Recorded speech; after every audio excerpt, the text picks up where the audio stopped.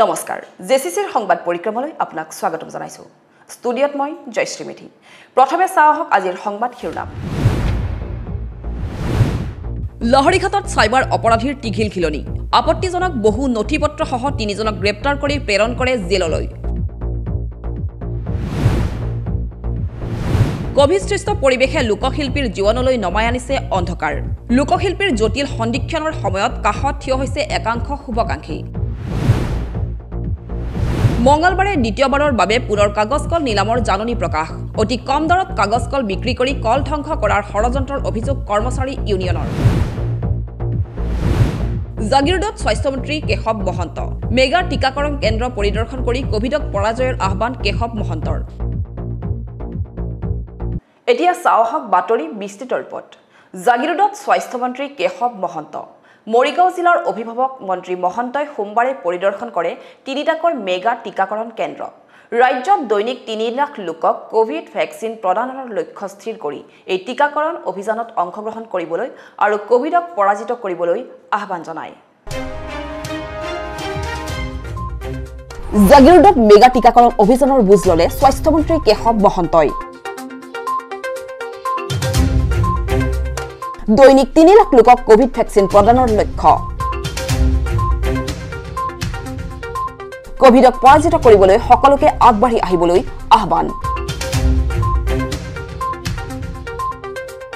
আন্তঃৰাষ্ট্ৰীয় যোগ দিৱসৰ দিনাই অসমৰ স্বাস্থ্য বিভাগে সমগ্ৰ অসমতে একেদিনাই আৰম্ভ কৰিছে কোভিড-19ৰ সৰ্ববৃহৎ টিকাকৰণ অভিযান ৰাজ্যৰ আন প্ৰান্তৰ লগতে মৰিগাঁও আৰু জাগিৰোডতো এই সৰ্ববৃহৎ টিকাকৰণ অভিযানত ৰাইজৰ ব্যাপক সঁহাৰি দেখা গৈছে এই মেগা টিকাকৰণ অভিযানৰ বুজ লোৱাৰ উদ্দেশ্যে সোমবাৰে মায়ং উচ্চতৰ মাধ্যমিক বিদ্যালয়ত উপস্থিত হয়হি অসম চৰকাৰৰ স্বাস্থ্যমন্ত্ৰী তথা মৰিগাঁও জিলাৰ অভিভাৱক মন্ত্ৰী কেশৱ মহন্ত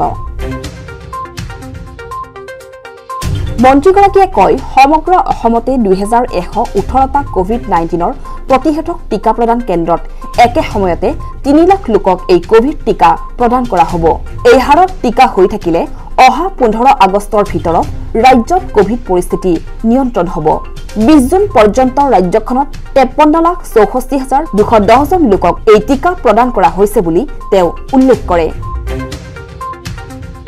আজি আমি এতিয়া মায়ং উচ্চতৰ মাধ্যমিক বিদ্যালয়ত আছো আৰু ইয়াত এই চেণ্টাৰটোত আমি আজিৰ দিনটোৰ টাৰ্গেট 300 জন লোকক আমি ইয়াত ভেকচিন দিব লাগিব সেইমতে তেখেতসকলে যা যোগাৰ কৰিছে এতিয়ালৈকে আমাৰ ৰাজ্যখনত আজিৰ দিনটোৰ পৰা আমি যিখিনি বৃহৎ মেগা অভিযান হিচাপে লৈছোঁ তাৰ মানে আমি মহা অভিযান হিচাপে লৈছোঁ ভেকচিনেশ্যনটো আজিৰ দিনটোত আমি এতিয়া 2118টা চেণ্টাৰত গোটেই ৰাজ্যখনত একে সময়তে ভেকচিনেশ্যন হৈ আছে ইয়াৰে 22টা যেনিবা প্ৰাইভেটত হৈ আছে তেওঁলোকে সহযোগ কৰি আগবাঢ়ি আহিছে তেওঁলোকে কৰি আছে বাকীখিনি চৰকাৰী ব্যৱস্থাৰে হৈ আছে আমি আশা কৰিছোঁ আজি 3 লাখ আমি অতিক্ৰম কৰিব পাৰিম য'ত যিমান টাৰ্গেট দিছোঁ আমি কেইবাটাও চালোঁ চোৱাৰ পিছত জানিছোঁ যে তেওঁলোকে টাৰ্গেটৰ ওপৰতে তেওঁলোকে আজি কাম কৰিব পাৰিব তেওঁ এই প্ৰতিষেধক টিকা প্ৰদানৰ জৰিয়তে সকলোকে সুৰক্ষিত কৰি কোভিডক পৰাজয় কৰিবলৈ আহ্বান জনায় তেওঁ ৰাজ্যৰ 9খন জিলাত কোভিডৰ সংক্ৰমণ অধিক বৃদ্ধি হোৱা সন্দৰ্ভত ইয়াৰ পৰিস্থিতি অধ্যয়ন কৰি কেনে পদক্ষেপ ল'ব পৰা যাব তাৰ ওপৰতো মন্তব্য প্ৰকাশ কৰে অসমবাসী ৰাইজক আহ্বান জনাইছোঁ তেখেতসকলে আমাৰ কোভিডক পৰাজয় কৰিবলৈ সকলো আগবাঢ়ি আহক নিজেও সুৰক্ষিত হওক আনকো সুৰক্ষিত কৰক ভেকচিন গ্ৰহণ কৰক এইটোৱে আজিৰ দিনটোৰ আমাৰ আহ্বান অৱশ্যে যিসমূহ স্থানত কোভিডৰ সংক্ৰমণ অধিক সেই স্থানত হ'ব লকডাউন অৰ্থাৎ অঞ্চলভিত্তিক ঘোষণা কৰা হ'ব লকডাউন সমগ্ৰ জিলাত নহয় সম্পূৰ্ণ লকডাউন তেওঁ কয় এই সন্দৰ্ভত স্বাস্থ্য বিভাগে সমগ্ৰ পৰিস্থিতি অধ্যয়ন কৰি এই বিষয়ে সকলো তথ্যপাতি মুখ্যমন্ত্ৰীক দিয়া হ'ব আৰু তাৰ পিছতেই এই লকডাউনৰ সিদ্ধান্ত গ্ৰহণ কৰা হ'ব গোটেই তথ্যপাতিখিনি আমি পৰীক্ষা কৰি আছোঁ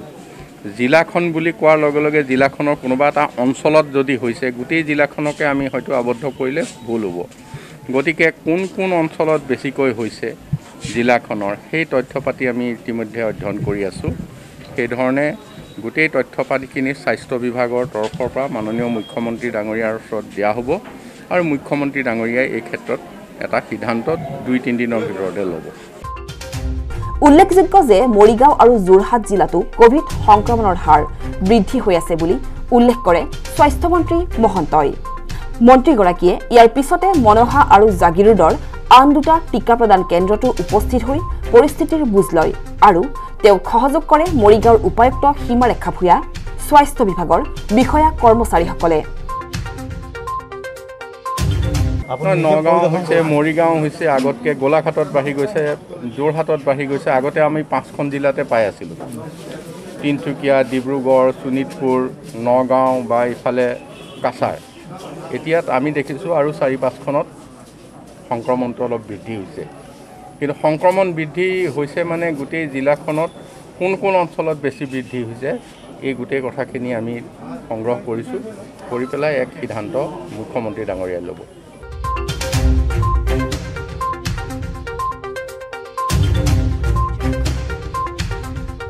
জাগিৰোডত কোভিড টিকাকৰণ শিবিৰত খুদ আৰক্ষী প্ৰশাসনৰ সন্মুখতেই ভংগ হৈছে কোভিড প্ৰটকল। সামাজিক দূৰত্ব ধোৱাচাঙত তুলি টিকাকৰণ শিবিৰত অংশ ল'লে বহুতেই। পাছত অৱশ্যে এই পৰিস্থিতি নিয়ন্ত্ৰণৰ চেষ্টা চলায় আৰক্ষীয়ে। জাগিৰোডত কোভিড টিকাকৰণ শিবিৰ, খুদ আৰক্ষী প্ৰশাসনৰ সন্মুখতে ভংগ কোভিড প্ৰটকল। জাগিৰোডত খুদ আৰক্ষী প্ৰশাসনৰ সন্মুখতে ভংগ হৈছে প্ৰশাসনে বাৰম্বাৰ নিৰ্ধাৰণ কৰি দিয়া কোভিড প্ৰটকল। কোভিড-19ৰ ভেকচিনেশ্যন শিবিৰতে এইদৰে ভংগ কৰা হৈছে কোভিড প্ৰটকল।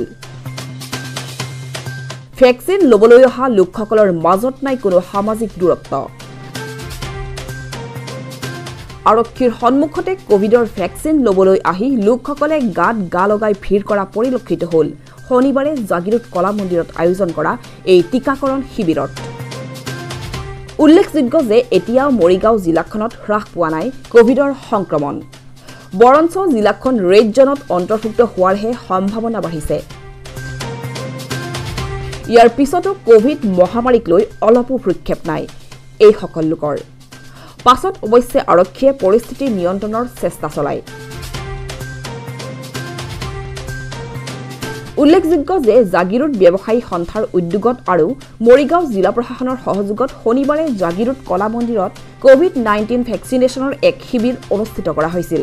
আজি মৰিগাঁও জিলা প্ৰশাসনৰ নিৰ্দেশ মৰ্মে আৰু অসম চেম্বাৰ্ছ অফ কমাৰ্চৰ অনুৰোধ মৰ্মে আমি জাগিৰোড চেম্বাৰ্ছ অফ কমাৰ্চে এই ভেকচিনেশ্যন যিটো কেম্প আজি আৰম্ভ কৰিছোঁ আৰু মানুহৰ মাজত সজাগতা সৃষ্টিৰ অৰ্থে আজি আৰম্ভ কৰিছোঁ। আৰু এই আজি কেম্পটোত 18ৰ ঊৰ্ধত প্ৰায় 200 ব্যক্তিক আমি আজি ভেকচিন দিম আৰু 45 বছৰৰ ঊৰ্ধত যিসকল আছে তেওঁলোকক 100 দিম। মুঠতে 300 ভেকচিন দিয়াৰ আজি ব্যৱস্থা কৰা গৈছে। এই শিবিৰত 300জন লোকক এই ভেকচিন প্ৰদানৰ ব্যৱস্থা কৰা হয়। সেইদিনা এই ভেকচিনেশ্যন শিবিৰ উদ্বোধন কৰে মৰিগাঁৱৰ উপায়ুক্ত সীমাৰেখা ভূঞাই আৰু 21 জুনৰ পৰা জিলাখনত এই টিকাকৰণ প্ৰক্ৰিয়া অধিক বৰ্ধিত হাৰত কৰা হ'ব বুলি উল্লেখ কৰে। মই সঁচাকৈ বৰ সুখী আৰু জাগিৰোড চেম্বাৰ্ছ অফ কমাৰ্চে যিটো উদ্যোক্তাসকলে যিখিনি আয়োজন কৰিছে ভেকচিনেশ্যনৰ কাৰণে মানুহৰ মাজত যিখিনি সচেতনতা আগবঢ়াইছে, মই মৰিগাঁও জিলা প্ৰশাসনৰ পৰা তেওঁলোকক অশেষ ধন্যবাদ জ্ঞাপন কৰিছোঁ। অহা 21 তাৰিখৰ পৰা মৰিগাঁও জিলাত আমি আৰু ভালকৈ ভেকচিনেশ্যন ড্ৰাইভ এটা কৰিব খুজিছোঁ। 21 তাৰিখৰ পৰা অসম চৰকাৰৰ এইটো নিৰ্দেশ। অনুষ্ঠানত মৰিগাঁৱৰ আৰক্ষী অধীক্ষক, গুৱাহাটী চেম্বাৰ্ছ অফ কমাৰ্চৰ বিষয়ববীয়া সঞ্জীৱ নাৰায়ণ, জাগিৰোড ব্যৱসায়ী সন্থাৰ বিষয়ববীয়া আদি উপস্থিত থাকে। আজি জাগিৰোড চেম্বাৰ অফ কমাৰ্চৰ উদ্যোগত এই ভেকচিনেশ্যন প্ৰগ্ৰামটো কৰাৰ বাবে মই তেখেতসকলক ধন্যবাদ জনাইছোঁ আৰু আছাম চেম্বাৰ অফ কমাৰ্চৰ ফালৰ পৰা তেখেতক যি সহায় সহযোগিতা লাগে তেখেতক আমি আশ্বাস দিছোঁ। আমাৰ ফালৰ পৰা আমি তেখেতক সহযোগিতা কৰিম আৰু আশা কৰিছোঁ মৰিগাঁও জিলাটো যিহেতু টাৰ্গেট দিছে তেখেতসকলক, মৰিগাঁও জিলাটো অত্যন্ত সোনকালে ভেকচিনেটেড হৈ যাব বুলি আশা এটা ৰাখিছোঁ। লাহৰীঘাটত চাইবাৰ অপৰাধীৰ বিৰুদ্ধে আৰক্ষীৰ অভিযান। এক গোপন সূত্ৰৰ পম খেদি শুকুৰবাৰে আৰক্ষীয়ে নগাবন্ধা অঞ্চলৰ পৰা আপত্তিজনক নথিপত্ৰসহ 4জনক আটক কৰে। অৱশ্যে ইয়াৰে এজনক ৰহস্যজনকভাৱে আৰক্ষীয়ে মুকলাই দিয়াক লৈ প্ৰতিক্ৰিয়াৰ সৃষ্টি হয়। লাহৰিঘাট আৰক্ষীৰ বৃহৎ সফলতা। গোপন সূত্ৰৰ পম খেদি শুকুৰবাৰে লাহৰিঘাটৰ নগাবন্ধা গাঁৱৰ পৰা বহু আপত্তিজনক সামগ্ৰীসহ 4 চাইবাৰ অপৰাধীক গ্ৰেপ্তাৰ কৰিবলৈ সক্ষম হয়। ধৃত অপৰাধী কেইটা হৈছে নগাবন্ধা অঞ্চলৰ গৰৈমাৰী গাঁৱৰ ৰাজিবুল ইছলাম, ইনজামুল হক, ৰাকিব আলম আৰু ছফিকুল ইছলাম।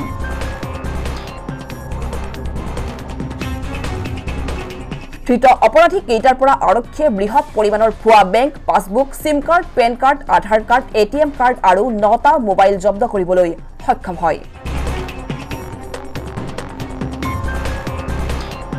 উল্লেখ্য যে এই যুৱককেইটাই বিভিন্নজনৰ নামত বিভিন্ন বেংকত ঋণ লৈ দীৰ্ঘদিনে লাখ লাখ টকা সৰকাই আহিছিল। এনে অৱস্থাতে এক গোপন সূত্ৰৰ পম খেদি লাহৰিঘাট আৰক্ষীয়ে গ্ৰেপ্তাৰ কৰা চাইবাৰ অপৰাধীকেইটাক লাহৰিঘাট আৰক্ষীয়ে ভাৰতীয় দণ্ডবিধি 120B/19/468/471/471/409 IPC-R/W section 66C 66D IT আইনৰ অধীনত 355/2021 নম্বৰত এটা গোচৰ ৰুজু কৰি শনিবাৰে জেল হাজতলৈ প্ৰেৰণ কৰে। 355/2021 নম্বৰত এটি গোচৰ ৰুজু কৰি শনিবাৰে মৰিগাঁও আদালতত হাজিৰ কৰাই পুনৰ লাহৰিঘাট আৰক্ষীয়ে নিজৰ জিম্মালৈ লৈ যায়।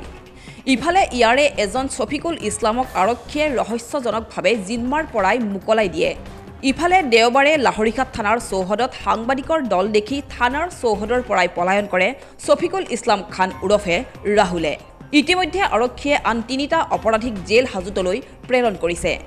উল্লেখযোগ্য যে লাহৰিঘাট উন্নয়ন খণ্ডৰ অন্তৰ্গত লাওভুৰুঙ্গা গাঁও পঞ্চায়তৰ এগৰাকী কৰ্মচাৰী ছফিকুল ইছলামক লাহৰিঘাট আৰক্ষীয়ে ৰহস্যজনকভাৱে মুকলাই দিয়াক লৈ অঞ্চলটোত প্ৰতিক্ৰিয়াৰ সৃষ্টি হৈছে।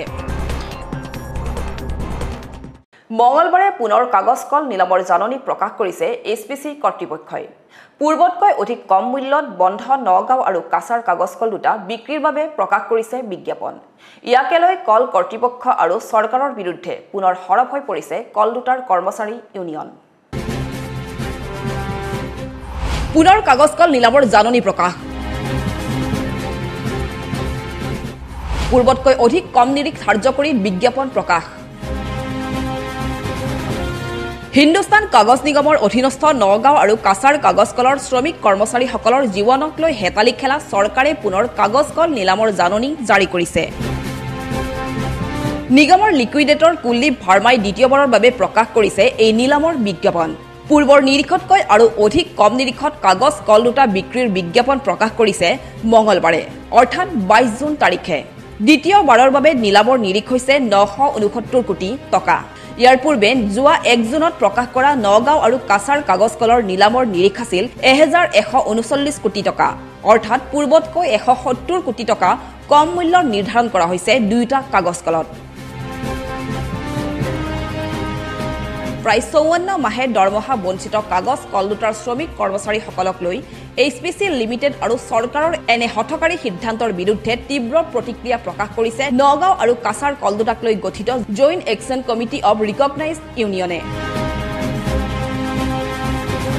ইউনিয়নৰ সাধাৰণ সম্পাদক আনন্দ বৰদলৈয়ে কাগজ কলৰ দৰে ইমান বৃহৎ উদ্যোগ দুটাৰ পানীৰ দৰত কোনো পুঁজিপতিক বিক্ৰী কৰি ৰাজহুৱা খণ্ডৰ উদ্যোগ দুটা চৰকাৰে ধ্বংস কৰিব বিচাৰিছে বুলি অভিযোগ কৰিছে। অফিচিয়েল লিকুইডেটৰে পুনৰবাৰ এক কাগজ কলৰ অকশ্যন নটিচ জাৰি কৰিছে দ্বিতীয়বাৰৰ কাৰণে।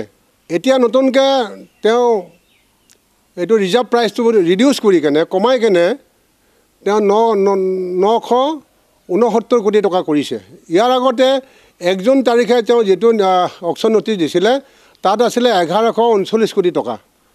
এতিয়া কেইদিনমানৰ ভিতৰত কোনো পাৰ্টীয়ে আগবাঢ়ি নহাৰ কাৰণে অকশ্যন নটিচটো মানে আইনগতভাৱে নিজে নিজে যেতিয়া বাতিল হৈ গ'ল তাৰপিছত আকৌ আজি নটিচটো তেওঁলোকে দিছে।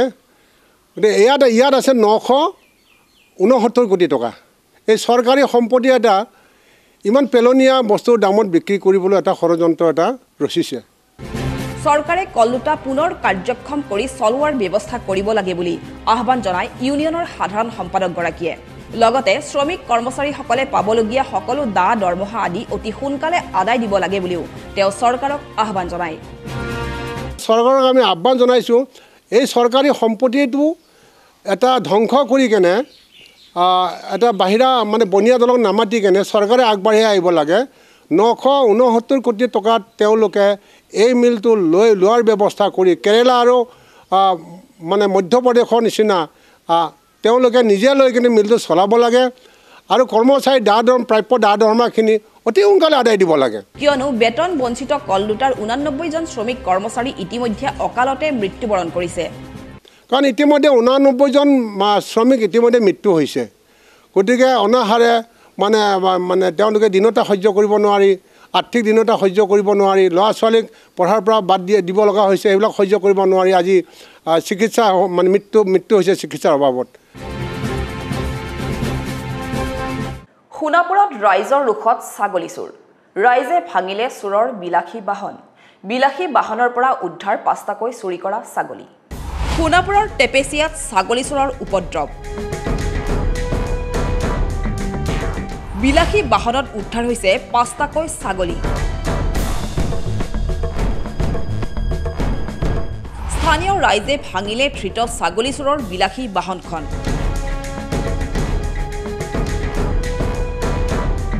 ৰাইজৰ ৰুদ্ৰমূৰ্তি দেখি বাহন এৰি পলাল চোৰ। তাৰ পিছৰ দৃশ্য এয়া। AS01 JC8607 ইয়ন বাহনত কিদৰে চুৰি কাৰ্য সম্পন্ন কৰিছিল চোৰে। এটা দুটা নহয়, 5টাকৈ ছাগলী চুৰি কৰি আনিছিল উক্ত বাহনখনত। হালধীয়া নম্বৰ প্লেটৰ বাহনখনৰ পৰা 5টা ছাগলীৰ মুখ আৰু ভৰিত টেপ মৰা অৱস্থাত উদ্ধাৰ কৰিছে সোণাপুৰ আৰক্ষীয়ে। জব্দ কৰিছে চুৰি কাৰ্যত ব্যৱহৃত ইয়ন বাহনখন। লগতে বাহনখনত পোৱা গৈছে মানিবেগ, আধাৰ কাৰ্ড, পেন কাৰ্ডৰ লগতে বহু নথিপত্ৰ। কাৰ্ডসমূহ অপু ৰয়ৰ নামত পঞ্জীয়নভুক্ত আৰু ইয়ন বাহনখন নাৰায়ণ যোশীৰ নামত পঞ্জীয়নভুক্ত। এইটো আপোনাৰ টেপেচিয়া, নন টেপেচিয়া। আমাক সেই ৰাইজৰ মানুহ ফোন কৰিলে যে এখন ইয়ং গাড়ীত ডিগিত কেইটামান ছাগলী আনি আছে আৰু সন্দেহ কৰি স্থানীয় ৰাইজে কেটি এখন পাহাৰৰ ওচৰত ছাগলীকেইটা ধৰিলে। তাৰপিছত তেওঁলোকে গাড়ীৰ পৰা নামি দৌৰিলে সেই পাহাৰৰ ওপৰত। কিছু সময়ৰ পিছত চোৰ দুজনকো ধৰা গ'ল।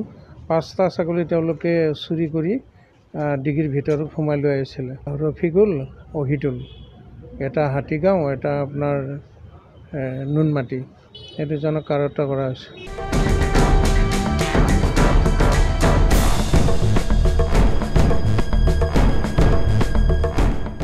দাবী কৰা ধন দিবলৈ আহি শনিবাৰে লাহৰীঘাটত আটক হ'ল নিউজ পৰ্টেলৰ গুৱাহাটীৰ 2 সাংবাদিক।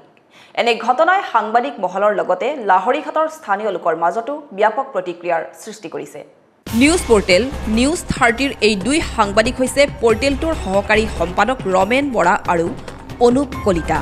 শনিবাৰে গুৱাহাটীৰ পৰা এই 2 সাংবাদিকে লাহৰীঘাটৰ কুকতলিলৈ আহিছিল লাহৰীঘাটৰ কাথনি গাঁও পঞ্চায়তৰ সভানেত্ৰী ৰজলিন ফাৰুকীৰ পৰা দাবী কৰা ধন নিবলৈ। উল্লেখ্য যে গাঁও পঞ্চায়তখনত দুৰ্নীতি সংঘটিত হোৱা বুলি অভিযোগ তুলি টকা দাবী কৰিছিল দুয়ো।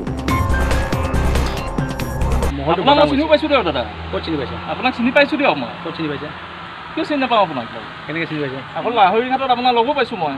কেতিয়া লগ পাইছে? আগতে লগ পাইছোঁ দিয়ক, আজি 7 বছৰ 8 বছৰ আগতে লগ পাইছোঁ মই।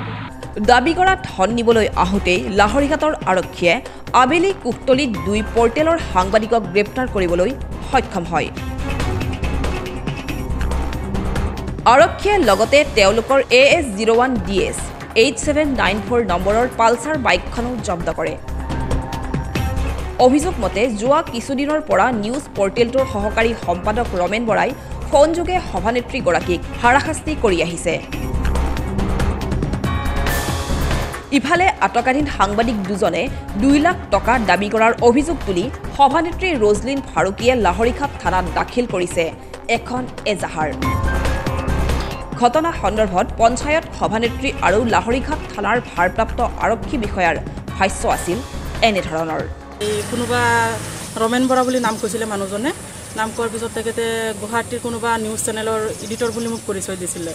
তাৰপিছত কথা বতৰা পাতি পেলাই সেইদিনাখন ৰাখি দিলে তাৰ সেইদিনাৰ পৰাই পিছত মানে অহৰহ মানে মোক ফোন কৰি পেলাই সি ডিষ্টাৰ্ব দি আছে আৰু মোক কৈ আছে মই তেখেতৰ লগত লগ কৰিব লাগে মই আৰু এটা সংবাদ মেলো দিছিলোঁ আমাৰ CEO ছাৰ ইনস্পেকশ্যন কৰি আছে জিপিটো তাৰপিছত ক'লে হয় আৰু আপোনাৰ বহুত নিউজ আহি আছে এতিয়া আমি নিউজটো আৰু নিউজ নকৰোঁ গতিকে আপুনি আমাৰ লগত লগ কৰক মই কৈছোঁ কিয় লগ কৰিব লাগে ক'ত লগ কৰিব লাগে পিছত তেখেতে মোক মানে ক'লে যে মৰিগাঁও আহক মই কৈছোঁ মৰিগাঁওতো যাব নোৱাৰিম মই লেডিজ গতিকে আপুনি অলপ আগুৱাই আহক লাহৰীঘাটত আহক বাৰে বাৰে কৈছে মই তেওঁক কি দিম বুলি মানে দাবী কৰি আছে মই তাক যিমান টকা দিব লাগে মানে তাক তেওঁ টকা দিলে মানে মোৰ নিউজ নবজায় মোৰ ৰেপুটেশ্যন বেয়া নকৰে নহ'লে নিদিলে মানে তেওঁৰ লগত কম্প্ৰমাইজত বা আণ্ডাৰষ্টেণ্ডিঙত নাহিলে সি মোৰ বিৰুদ্ধে নিউজ বজাই থাকিব বুলি তেনেকৈ মোক কয় তাৰপিছত মৰিগাঁও SP বাইদেউৰ সহযোগত লাহৰীঘাট আৰক্ষী অধীক্ষকৰ সহযোগত মানে তেখেতক মানে ধৰিবলৈ বা হাতে নাতে ধৰিবলৈ সক্ষম হ'ল তেখেতসকল আহিবা কথাবিলাক তেখেতসকলক সোধপোছ কৰে তেখেতসকলে কয় তেখেতসকল গুৱাহাটীৰ পৰা আহিছে আৰু তেখেতসকল হ'ল আপোনাৰ নিউজ 30 এজন যিটো নাম ৰমেন বৰা তেখেতজনেও নিউজ 30 এছিষ্টেণ্ট এডিটৰ আৰু তেখেতৰ যিটো কেমেৰামেন আছে অনুপ কলিতা তেখেতসকলে গুৱাহাটীৰ পৰা তেখেতৰ মানে সাক্ষাৎকাৰ কৰিব আহিছে তো তেনেস্থলতে কিবা এটা তেখেতসকলে আশা কৰি আহিছে আৰু ইয়াত কথা বতৰা পাতোঁতে হেনো 2 লাখ টকাও তেখেতৰ পৰা ডিমাণ্ড কৰে আৰু যিটো কল ৰেকৰ্ডিং আমি পাইছোঁ কল ৰেকৰ্ডিঙতো তেনেকৈ কিছুমান ইংগিত আমি পাইছোঁ যে কিবা টকা পইচা বিচৰা যেনে ইংগিতটো পাইছোঁ তো তেখেতসকল আমি এইটোও পাইছোঁ ID কাৰ্ডো পাইছোঁ নিউজ 30 তো সেইটো হিচাপত তেখেতৰ প্ৰত্যক্ষ কৰি আমি বৰ্তমান থানাত আমি সোধপোছ কৰি আছোঁ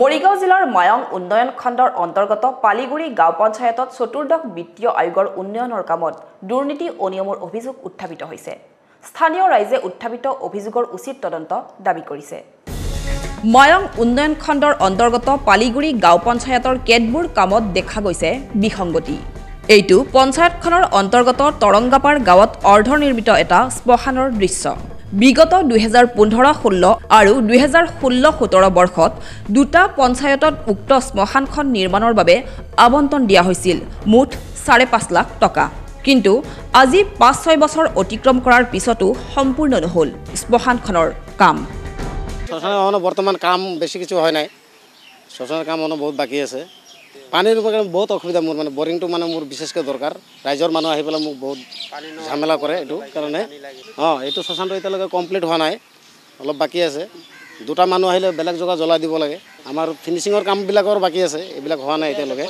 কৰিম বুলি কৈ আছে আজিও আধৰুৱা হৈ থকা শ্মশানখন নিৰ্মাণৰ নামত দুৰ্নীতি অনিয়ম সংঘটিত হোৱাৰ অভিযোগ কৰিছে স্থানীয় ৰাইজে 15, 16, 17, 18 যিবিলাক আমাৰ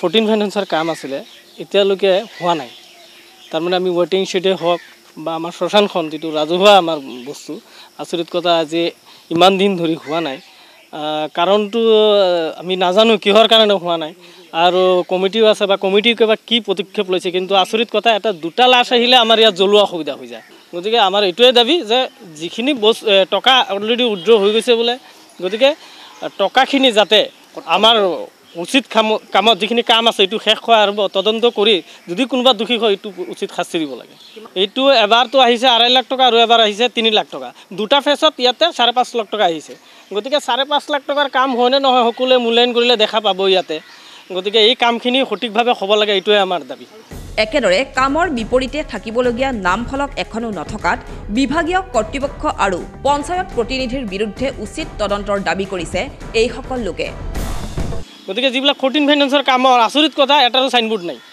সাইনবোৰ্ড থাকিলে তো মানুহ ধৰিব ফিল্ডত গ'লে এটা বস্তু দেখা যায় যে প্ৰায় পঞ্চায়তবিলাকতে 30-40% কাম হৈছে আৰু যিবিলাক কাম হৈছে সেইটো নগণ্য তো এটা আমি মায়ং ব্লকত এটা বৃহৎ দুৰ্নীতি হৈছে বুলি আমাৰ এটা অনুভৱ হৈছে গতিকে এইখিনি তদন্ত কৰি উচিত কাম যাতে হয় ৰাইজৰ এইটো আমাৰ এটা আহ্বান একেদৰে পঞ্চায়তখনৰ অধীনত নিৰ্মিত এইটো এটা পূব পালিগুৰিস্থিত জিৰণিচৰা 2015-16 বৰ্ষতে আবণ্টিত এই জিৰণিচৰাটো নিৰ্মাণৰ নামত আবণ্টন দিয়া হৈছিল প্ৰায় 2.5 লাখ টকা কিন্তু জিৰণিচৰাটোৰ নিৰ্মাণৰ কামৰ নমুনা চাওক প্ৰকৃততে এইখিনি কামত খৰচ হৈছেনে 2.5 লাখ টকা এই সন্দৰ্ভত কি কয় স্থানীয় লোকে তো মানে এই জিৰণিচৰাটো আপোনাৰ 15-16 আছিলে 15-16 আছিলে বাকি জিৰণিচৰাটো কি কৰিলে আমাৰ ৱাৰ্ড মেম্বাৰ আছিলে গিন্দৰ প্ৰসাদে তাৰপিছত তেওঁলোকে কামটো কৰিছিলে তেওঁলোকে এই কামটো কৰিম কৰা নাই আৰু আমাৰ জনামতে অলৰেডি বিলটো পাছ হৈ গৈছে বুলি শুনাৰ কথা শুনিছোঁ।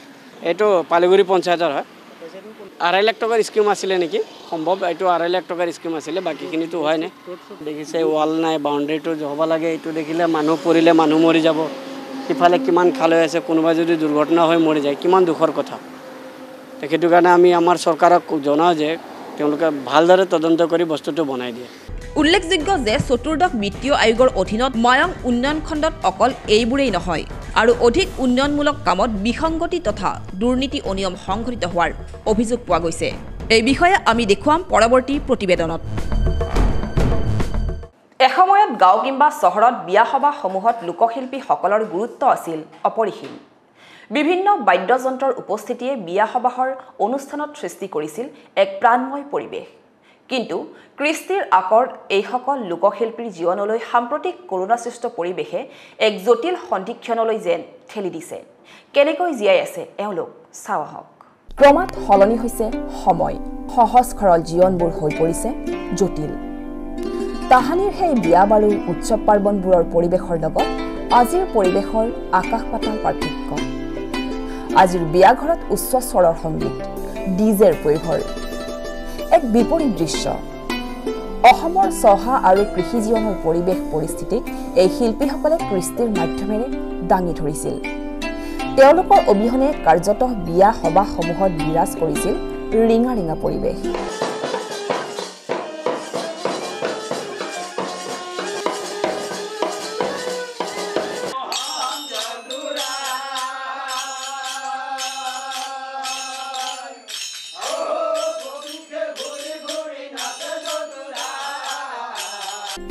সেই তাহানিৰ ওজাপালি, বেণ্ড পাৰ্টি আৰু ঢুলীয়া পাৰ্টিৰ যোগেদি জীৱন নিৰ্বাহ কৰা লোকশিল্পীসকলৰ জীৱনলৈ এই কৰোণাকালীন পৰিৱেশে যেন নমাই আনিছে কাল অমানিশা। প্ৰায় 2 বছৰ কাল ধৰি সমগ্ৰ বিশ্বৰ লগতে এই অসম মুলুকতো কৰোণাতংকই জটিলৰ পৰা অধিক জটিলতৰ পৰিৱেশৰ সৃষ্টি কৰিছে। ইয়াৰ মাজতে চৰকাৰে সপ্তাহে সপ্তাহে জাৰি কৰিছে নতুন SOP। সকলো ধৰ্মীয় আৰু বিবাহ অনুষ্ঠান কাৰ্যত বাতিল হৈছে। 10জনতকৈ অধিক ব্যক্তি ৰাজহুৱা স্থানত সমবেত হ'ব নোৱাৰে ইত্যাদি অনেক কঠোৰ নীতি নিৰ্দেশনা। ফলত বিগত প্ৰায় 2 বছৰ ধৰি এক প্ৰকাৰ কৰ্মহীন হৈ পৰিছে লোককৃষ্টিৰ লোক সংস্কৃতিৰ এই আজন্ম শিল্পীসকল। আজি বৰ সুখ পাইছোঁ আমি, কাৰণ আজি 2 বছৰ লকডাউনত পৰি আমি ওজাপালি পাৰ্টিটো ক'তো তেনেকৈ ওজাপালি গাব পৰা যোৱা নাই আৰু বহু পূজা পাৰ্বণ আমাৰ বন্ধ হৈ আছে আৰু এই ভিত্তিটোৰ ওপৰতে নিৰ্ভৰ কৰি আমাৰ পৰিয়ালবিলাক প্ৰায় সকাহ পাই থাকে। তেনে ক্ষেত্ৰত আজি 2 বছৰ আমি আগতে এনেকৈ পোৱা নাই, গাবও পৰা নাই, পূজা গাবও পৰা নাই, গোটেই বন্ধ হৈ আমাৰ বহু কষ্ট। তাৰ মাজত আজি আমাৰ গাঁও পঞ্চায়তৰ সভাপতি এইখিনি উপকাৰ কৰাৰ কাৰণে আমি যথেষ্ট সহায় পাইছোঁ, বৰ শান্তি পাইছোঁ। তাকলৈ তেওঁক আমি ধন্যবাদ দিছোঁ। ভৱিষ্যত যাতে আমাৰ এনেকুৱা অসুবিধা হ'লে তেওঁলোকে আমাৰ প্ৰতি সুদৃষ্টি কৰে, তাৰ কাৰণে আমি তেখেতক আশা ৰাখিছোঁ। তেওঁলোকৰ ঘৰৰ চৌকাত এতিয়া খৰিৰ জুই নহয়, দুখৰ জুই জ্বলে। এক প্ৰকাৰ পেটত গামোচা মাৰি জীয়াই আছে তেওঁলোক। অসমৰ লোক সংস্কৃতিক জীয়াই ৰখা এই শিল্পীসকলৰ আৰ্থিক দৈন্যতাৰ প্ৰতি লক্ষ্য ৰাখি মালৈবাৰী গাঁও পঞ্চায়তৰ সভাপতি পবিত্ৰ কুমাৰ দাসে দাঙি ধৰিছে এক নিদৰ্শন।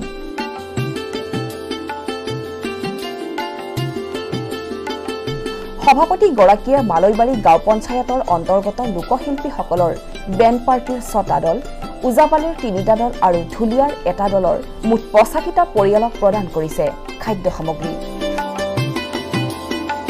কিছু পৰিমাণে খাদ্য সংকট দূৰ কৰিবলৈ এইদৰে আগবঢ়াইছে পুষ্টিকৰ খাদ্য সামগ্ৰী। আজি আমি মালৈবাৰী গাঁও পঞ্চায়তৰ তৰফৰ পৰা মালৈবাৰী গাঁও পঞ্চায়ত এলেকাত বেণ্ড পাৰ্টি 6টা দল আৰু ওজাপালিৰ 3টা দল আৰু ঢুলীয়াৰ 1টা দল, তেখেতসকলৰ এই কৰোণা মহামাৰীৰ কাৰণে 2 বছৰত যথেষ্ট অসুবিধা হৈছে আৰু মালৈবাৰী পঞ্চায়তত তেখেতসকলে বেণ্ড পাৰ্টি, ওজাপালি, ঢুলীয়া যি কৃষ্টি জীয়াই ৰাখিছে তাৰ বাবে তেখেতসকলক ধন্যবাদ জনাইছোঁ আৰু অদূৰ ভৱিষ্যতেও এই কৃষ্টি জীয়াই ৰাখক। আৰু লকডাউনত তেখেতসকলক যথেষ্ট অসুবিধাত সন্মুখীন হৈছে আৰু সেয়ে আমি তেখেতসকলক সামান্য পৰিমাণৰ কিছু সহায় কৰাৰ কাৰণে আজি আমি এই অনুষ্ঠানটো পাতিছোঁ। উল্লেখযোগ্য যে এই গভীৰ সংকটকালত এইকণ সহায় লাভ কৰা এই লোকশিল্পীসকলে সভাপতিগৰাকীৰ এই মহৎ প্ৰচেষ্টাৰ শলাগ লয়। আমাৰ মালৈবাৰী গাঁও পঞ্চায়তৰ সভাপতিদেৱক এইটো অনুষ্ঠান কৰাৰ কাৰণে বা এইখিনি আমাক দিয়াৰ কাৰণে যথেষ্ট আমি ভাল পাইছোঁ আৰু সেইকাৰণে আমি ধন্যবাদো দিছোঁ আৰু লগতে আমাৰ মানে আজি 2 বছৰে হ'ল কোনো এটা চলিবাৰ পন্থাই নাই বিলত হাঁহ নচৰা দিন পৰিছে গতিকে চৰকাৰৰ ফালৰ পৰা কিবা যদি অকমান সহায় সাহায্য কৰে তেতিয়াহ'লে আমি অনুষ্ঠানবিলাক আমি বজাই ৰাখিব পাৰিম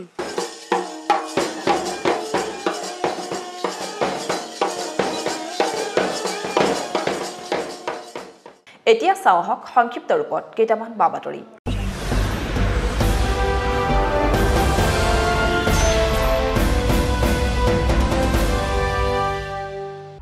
জাগিৰোড মহাবিদ্যালয়ত ৰক্তদান শিবিৰ স্বেচ্ছাসেৱী সংগঠন খুন আৰু মহাবিদ্যালয়ৰ ব্যৱস্থাপনাত এই শিবিৰ প্ৰায় 60 জনে স্বেচ্ছাই কৰিলে ৰক্তদান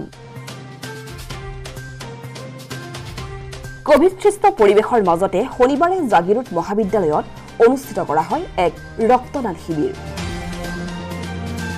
কোভিড মহামাৰীৰ এই সংকটকালত বিভিন্ন চিকিৎসালয়সমূহত ৰোগীৰ বাবে তেজৰ প্ৰয়োজন হোৱাৰ প্ৰতি লক্ষ্য ৰাখি এই ৰক্তদান শিবিৰ আয়োজন কৰা হয় NHM অসম ৰাজ্যিক ৰক্ত সংৰক্ষণ পৰিষদ আৰু অসম ৰাজ্যিক এইডছ নিয়ন্ত্ৰণ সমিতিৰ সহযোগত আৰু আগশাৰীৰ স্বেচ্ছাসেৱী সংগঠন খুন তথা জাগিৰোড মহাবিদ্যালয়ৰ ব্যৱস্থাপনাত আয়োজন কৰা এই শিবিৰত মৰিগাঁও জিলাৰ বিভিন্ন প্ৰান্তৰ প্ৰায় 60 গৰাকী লোকে স্বেচ্ছাই ৰক্তদান কৰে আমি আজি জাগিৰোড কলেজত ব্লাড ডোনেশ্যন কেম্প কৰিছোঁ NHM আৰু ASBTC লগত মিলি কিনি আমি ব্লাড ডোনেশ্যন কেম্প কৰিছোঁ মানে আৱেৰনেছ ক্ৰিয়েট কৰিবৰ কাৰণে কি এইটো কোভিড টাইমৰ যি সমস্যা চলি আছে তাত মানুহবিলাক আগত বাঢ়ি কিনি ডোনেশ্যন কৰিব লাগে ভলেণ্টিয়াৰ ডোনেশ্যন কাৰণে কিবা ৰিকুৱাৰমেণ্ট হৈছে কিমান ইম্পৰ্টেণ্ট আছে এইটো আৱেৰনেছ কৰিবৰ কাৰণে ইয়াতে আমি কেম্প কৰিছোঁ আৰু জাগিৰোড কলেজৰ প্ৰিন্সিপালক DC মেমক SP মেমক চবকে ধন্যবাদ জনাইছোঁ আজি টাইম ওলাই কিনি ইয়াতে আহিবৰ কাৰণে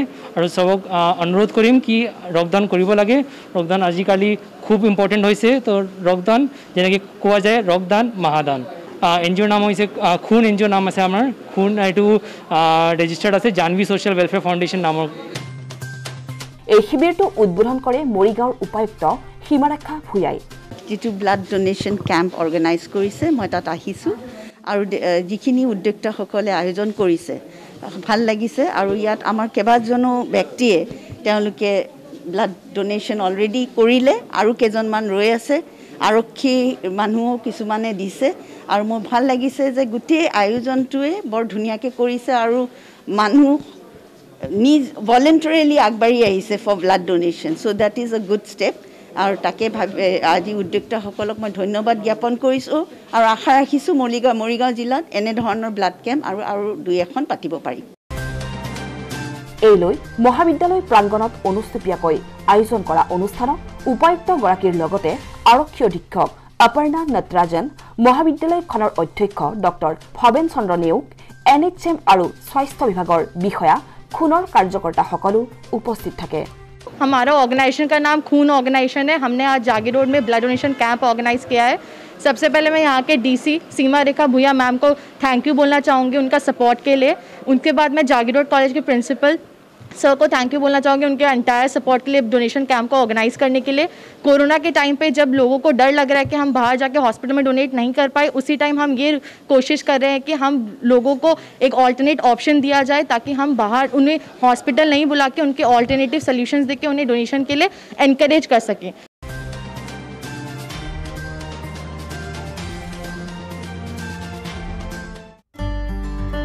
ৰাজ্যৰ ভিন্ন প্ৰান্তৰ লগতে মৰিগাঁওতো সপ্তম বাৰ্ষিক আন্তঃৰাষ্ট্ৰীয় যোগ দিৱস সোমবাৰে পালন কৰা হয় সমগ্ৰ দেশৰ লগতে সোমবাৰে মৰিগাঁও জিলা প্ৰশাসনৰ উদ্যোগত সপ্তম বাৰ্ষিক যোগ দিৱসটি উদযাপন কৰা হয় মৰিগাঁও বিহুতলী প্ৰাংগণত অনুষ্ঠিত হোৱা এই যোগ দিৱসৰ আৰম্ভণিতে বন্তি প্ৰজ্বলনেৰে কাৰ্যসূচীৰ শুভাৰম্ভ কৰে মৰিগাঁও জিলাৰ উপায়ুক্ত সীমাৰেখা ভূঞাই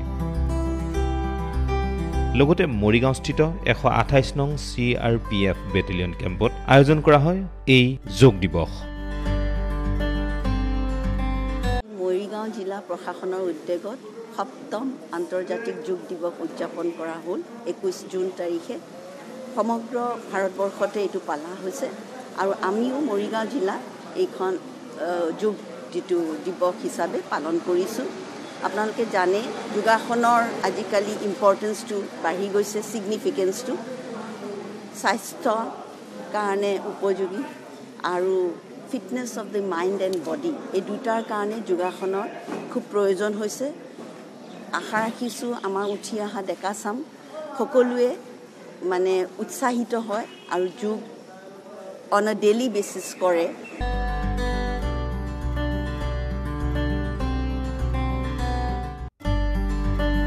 সপ্তম বাৰ্ষিক আন্তঃৰাষ্ট্ৰীয় যোগ দিৱসৰ লগত সংগতি ৰাখি সোমবাৰে পুৱা ঝাৰগাঁৱৰ দৈপৰা মাধ্যমিক বিদ্যালয়ত এক যোগ শিবিৰ অনুষ্ঠিত হয়।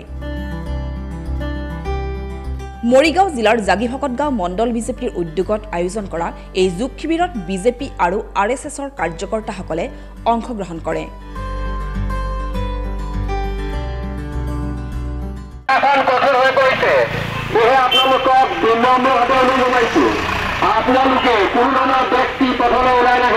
মৰিগাঁও জিলাত কোভিডৰ সংক্ৰমণ অধিক বৃদ্ধি পোৱাৰ প্ৰতি লক্ষ্য ৰাখি কঠোৰ হৈছে আৰক্ষী প্ৰশাসন।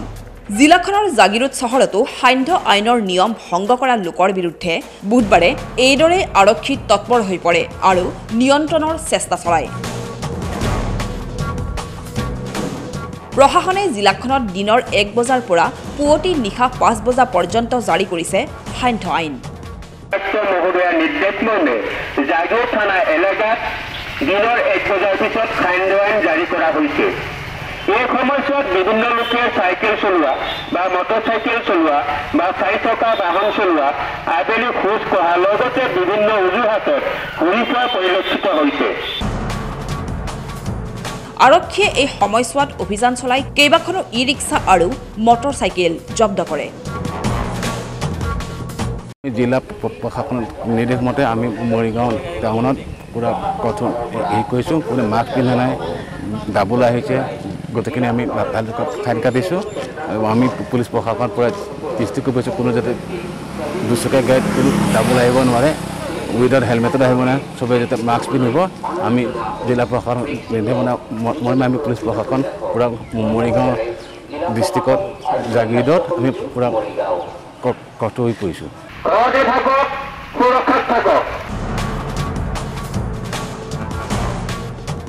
আজিৰ সংবাদ পৰিক্ৰমা ইমানতে সামৰিছোঁ। জাগিৰোড, মৰিগাঁও আৰু ইয়াৰ কাষৰীয়া বিভিন্ন অঞ্চলৰ বা বাতৰি লৈ আমি আপোনালোকৰ মাজলৈ আহোঁ প্ৰতি বুধবাৰে সন্ধিয়া আৰু বৃহস্পতিবাৰে পুৱা। গতিকে চাবলৈ নাপাহৰিব আপোনালোকৰ প্ৰিয় অনুষ্ঠান JCCৰ সংবাদ পৰিক্ৰমা। ধন্যবাদ।